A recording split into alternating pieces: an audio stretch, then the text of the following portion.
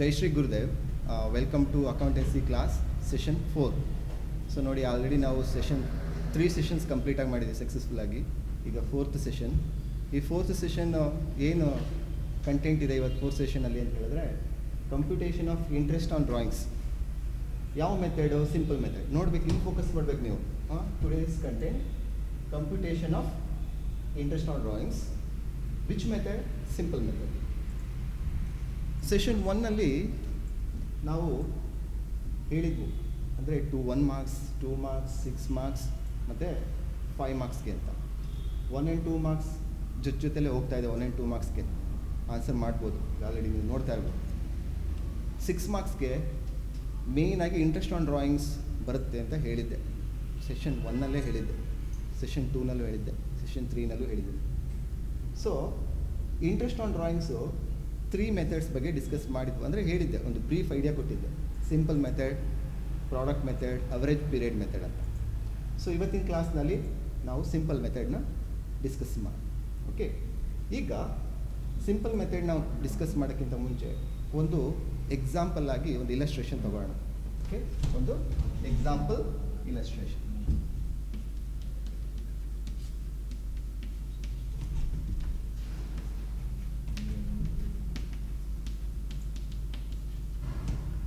Example illustration ತಗೋಣ.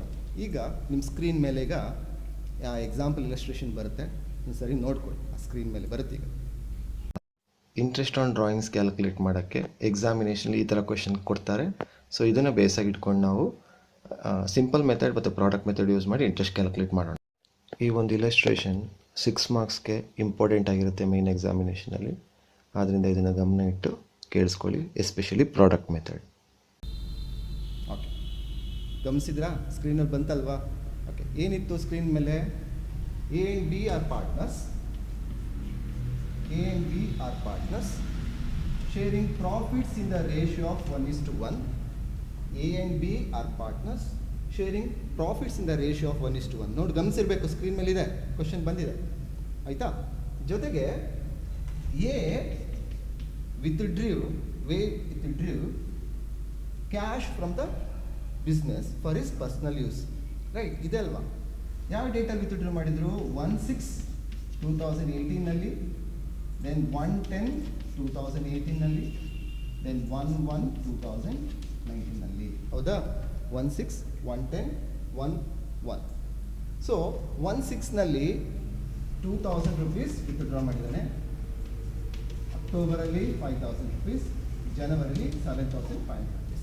Understand? So ನೀವು ಗಮನಿಸಿರಬೇಕು, ನಾನು ಕೊಟ್ಟಿರೋ ಲೆಕ್ಕದಲ್ಲಿ ಸ್ಕ್ರೀನ್ ಮೇಲೆ ಬಂತು. ಆ ಲೆಕ್ಕದಲ್ಲಿ ಏನಿತ್ತು? A and B are partners, their profit sharing ratio is 1:1. ಏನೇ ಲಾಭ ಬಂದರೂ ಅವ್ರು ಏನು ಮಾಡ್ತಾರೆ? ಈಕ್ವಲ್ ಆಗಿ ಹಂಚ್ಕೊತಾರೆ. 1:1 ಅಂದರೆ ಈಕ್ವಲ್.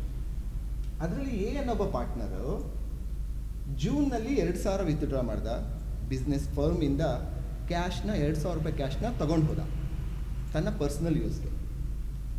1/10/2018ರಲ್ಲಿ ಮತ್ತೆ ಏನೇ 5000 ರೂಪಾಯಿ ಕ್ಯಾಶ್ನ ವಿತ್ಡ್ರಾ ಮಾಡಿ. 1/1/2019ರಲ್ಲಿ ಪರ್ಸನ್ ಏನೇ A partner A again 7500 rupees ತನ್ನ ಪರ್ಸ್ನಲ್ ಯೂಸ್ಗೆ ಕ್ಯಾಶ್ನ ವಿತ್ಡ್ರಾ ಮಾಡಿ. ಈಗ ನಾವೇನು ಮಾಡಬೇಕು? ಸಿಂಪಲ್ ಮೆಥಡ್ ಅಪ್ಲೈ ಮಾಡಿ ಬಿಸ್ನೆಸ್ಸಿಂದ ಎ ಪಾರ್ಟ್ನರ್ ಎ ವಿತ್ಡ್ರಾ ಮಾಡೋದ್ನಲ್ಲ ಕ್ಯಾಶ್ನ, ಅದಕ್ಕೆ ನಾವು ಇಂಟ್ರೆಸ್ಟ್ ಕ್ಯಾಲ್ಕುಲೇಟ್ ಮಾಡಬೇಕು. That is what interest on drawings by applying simple method. Okay,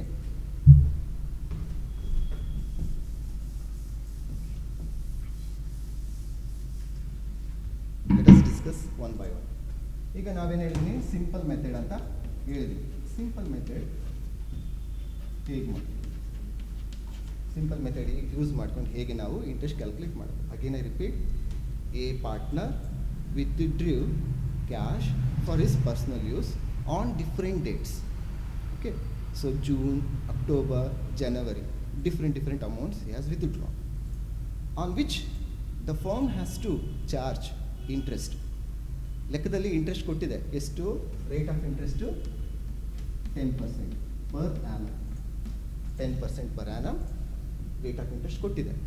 so ಈಗ ನಾವು ಫಾರ್ಮುಲಾ ಅಪ್ಲೈ ಮಾಡಿ, ನಾವು ಸಿಂಪಲ್ ಮೆಥಡ್ ಅಪ್ಲೈ ಮಾಡಿ ಇಂಟ್ರೆಸ್ಟ್ನ ಕ್ಯಾಲ್ಕುಲೇಟ್ ಮಾಡಬೇಕು. ಸೊ ಫಸ್ಟ್ ವಿತ್ಡ್ರಾ ಮಾಡಿದ್ದು ಯಾವ ಡೇಟಲ್ಲಿ? 1/6/2018 ಆಯಿತಾ. ಎಷ್ಟು ರೂಪಾಯಿ ವಿತ್ಡ್ರಾ ಮಾಡ್ದ? 2000 rupees ವಿತ್ಡ್ರಾ ಮಾಡ್ದ ಆಯಿತಾ. ಈಗ ನೀವು ಫಸ್ಟ್ ಇಯರ್ನಲ್ಲಿ ಓದಿರ್ತೀರಾ, ಅಕೌಂಟಿಂಗ್ ಪೀರಿಯಡ್ ಸ್ಟಾರ್ಟ್ ಆಗೋದು ಯಾವಾಗಲೂ 1st ಏಪ್ರಿಲಿಂದ ಸ್ಟಾರ್ಟ್ ಆಗುತ್ತೆ, ಎಂಡ್ ಆಗೋದು 31st ಮಾರ್ಚ್. ಸೊ ಏಪ್ರಿಲಲ್ಲಿ ಸ್ಟಾರ್ಟ್ ಆಗಿ ಮಾರ್ಚ್ಗೆ ಎಂಡ್ ಆಗುತ್ತೆ ಅಕೌಂಟಿಂಗ್ ಪೀರಿಯಡ್ ಕಾನ್ಸೆಪ್ಟ್ ಪ್ರಕಾರ. ನೀವು ಕಾನ್ಸೆಪ್ಟ್ಸ್ ಆ್ಯಂಡ್ ಕನ್ವೆನ್ಷನ್ಸ್ ಓದಿರ್ತೀರಲ್ಲ ಫಸ್ಟ್ ಇಯರ್ನಲ್ಲಿ. ಸೊ ಅಲ್ಲೇನು ಹೇಳಿದೆ, every business organisation its financial year starts from the April and ends with the 31st March. Understand? So ಈಗ ನಾವು ಅದನ್ನು ಮೈಂಡಲ್ಲಿ ಇಟ್ಕೊಂಡು ನಾವೇನು ಮಾಡಬೇಕು, ಇಂಟ್ರೆಸ್ಟ್ ಆನ್ ಡ್ರಾಯಿಂಗ್ಸ್ ಕ್ಯಾಲ್ಕುಲೇಟ್ ಮಾಡಬೇಕು. ಹಾಗಾದರೆ ಜೂನಲ್ಲಿ ಅವನು ವಿತ್ಡ್ರಾ ಮಾಡಿದ್ರೆ 2,000 ರೂಪಾಯಿ ದುಡ್ಡನ್ನು, 2,000 ರೂಪಾಯಿಗೆ 10 ರೂಪಾಯಿ ಬಡ್ಡಿಯನ್ನಾಗೆ ವರ್ಷದ ಕೊನೆಯಲ್ಲಿ ಎಷ್ಟು ಕಟ್ಟಬೇಕು ಅನ್ನೋದನ್ನ ಕ್ಯಾಲ್ಕುಲೇಟ್ ಮಾಡಬೇಕು. ಇಯರ್ ಎಂಡ್ ಯಾವ್ದು ಹೇಳಿ? ಈಗ 31st ಮಾರ್ಚ್. ಈಗ ಜೂನಿಂದ 31st ಮಾರ್ಚ್ಗೆ ನಾವು ಇಂಟ್ರೆಸ್ಟ್ ಕ್ಯಾಲ್ಕುಲೇಟ್ ಮಾಡಬೇಕು. ಎಷ್ಟು ರೂಪಾಯಿ ಮೇಲೆ? 2,000 ರೂಪಾಯಿ ಮೇಲೆ. ಎಷ್ಟು ರೂಪಾಯಿ ರೇಟು? 10%. ಸೊ ಕ್ಯಾಲ್ಕುಲೇಟ್ ಮಾಡಿ. 2,000 ರೂಪೀಸ್ ಅಮೌಂಟು ಡ್ರಾ ಮಾಡಿರೋದು ಯಾವಾಗ? ಜೂನಲ್ಲಿ. ರೇಟ್ ಆಫ್ ಇಂಟ್ರೆಸ್ಟ್ ಎಷ್ಟು? 10. ರೇಟ್ ಆಫ್ ಇಂಟ್ರೆಸ್ಟ್ ಎಷ್ಟು? 10 ಇಂಟು ಎಷ್ಟು ತಿಂಗಳು ಈ ದುಡ್ಡನ್ನು ಯೂಸ್ ಮಾಡಿದ್ದಾನೆ ಕಂಡಿಡಬೇಕು. ಸೊ ಎಷ್ಟು ತಿಂಗಳು ನೋಡಿ, ಜೂನಿಂದ 31st ಮಾರ್ಚ್ ತನಕ. ಅಂದರೆ June, July, August, September, October, November, December, January, February, March. 10 months. ನೋಡಿ, the amount of drawings into rate of interest into number of months outstanding. ಅಂದರೆ ನಂಬರ್ ಆಫ್ ಮಂತ್ಸ್, ಎಷ್ಟು month ಈ 2,000 ರೂಪೀಸ್ನ ಯೂಸ್ ಮಾಡಿದ್ದಾನೆ ಅಂತ. Understand? So ಈ formula apply ಮಾಡೋದು ನಿಮಗೆ ಆನ್ಸರ್ ಬರುತ್ತೆ. ನೋಡಿ, ಜೂನಿಂದ ನಾನು ಎಲ್ಲಿ ತನಕ ಮಾಡಿರೋದು? ಜೂನಿಂದ 31st ಮಾರ್ಚ್ಗೆ. ಜೂನಿಂದ 31st March. ನೋಡಿ, ಜೂನ್ 2018ಇಂದ 31st ಮಾರ್ಚ್ 2019 ತನಕ. ಆ ರಿಸಲ್ಟ್ ಆಮೇಲೆ ಫೈಂಡ್ ಔಟ್ ಮಾಡಿ. ಈಗ ಸೆಕೆಂಡ್ ಅವನು ಡ್ರಾಯಿಂಗ್ಸ್ ಯಾವಾಗ ಮಾಡಿರೋದು? 1/10/2018ಇಂದ 31st ಮಾರ್ಚ್ಗೆ ನೀವು ಫೈಂಡ್ ಔಟ್ ಮಾಡಿ.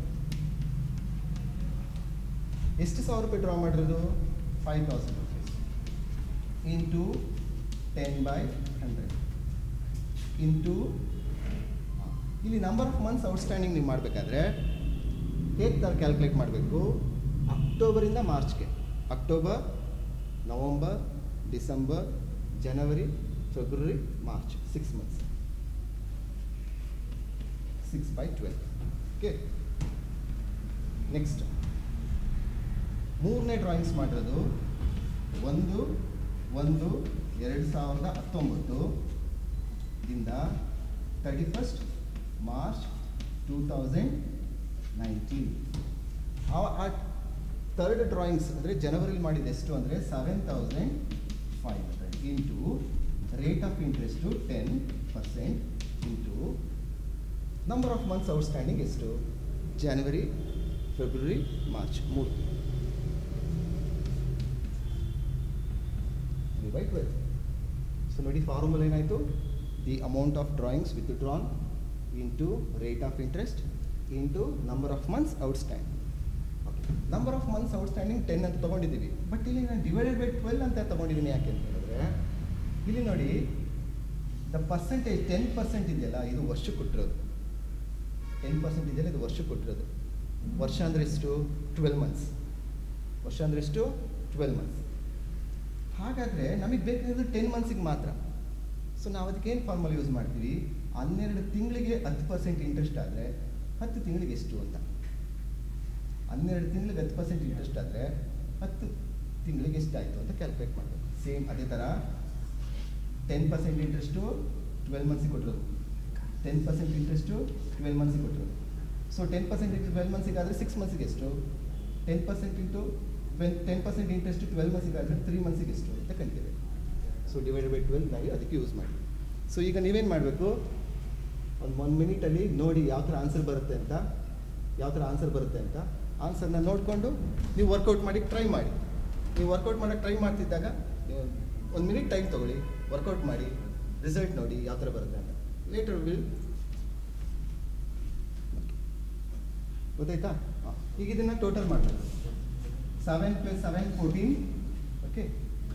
Then 7 + 5 12, 12 + 8 20, 2 + 3 5 6, 604. 604 is the total interest on drawings. ಆಯಿತಾ? ಇದು ಕಂಡಿಡಿದ ಮೇಲೆ ಸೆಷನ್ ನಾವು 3ನ ಡಿಸ್ಕಸ್ ಮಾಡಿದ್ವು. ಇಂಟ್ರೆಸ್ಟ್ ಆನ್ ಡ್ರಾಯಿಂಗ್ಸ್ಗೆ ನಾವು ಕಂಡಿಡಿದ ಮೇಲೆ ನಾವು ಜರ್ನಲ್ ಎಂಟ್ರಿ ಪಾಸ್ ಮಾಡಬೇಕು. ಓಕೆ, ಸೊ ಜರ್ನಲ್ ಎಂಟ್ರಿ ಏನು?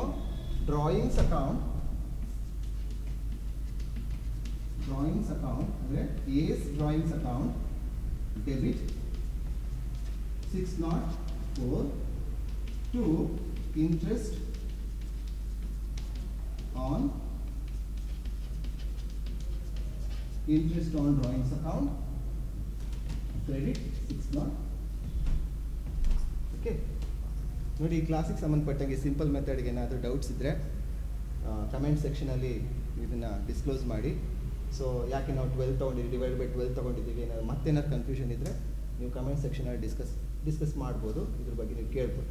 Okay, so thank you for watching this.